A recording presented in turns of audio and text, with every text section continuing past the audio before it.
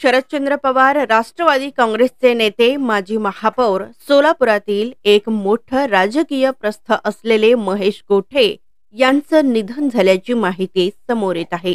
या घटनेनं सोलापुरात खळबळ उडालेली असून अतिशय धक्कादायक एक्झिट मानली जात आहे।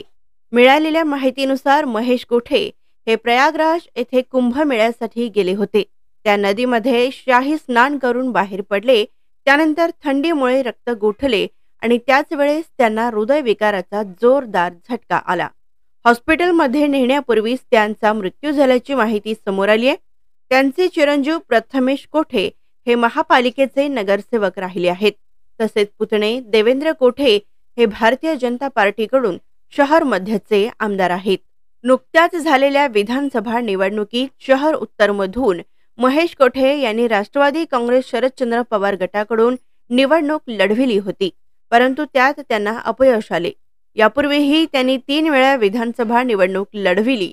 आमदार होण्याचे स्वप्न तसेच त्यांनी सुरू केलेल्या आयटी पार्कचे स्वप्न अधुरेच राहिले असेच म्हणावे लागेल।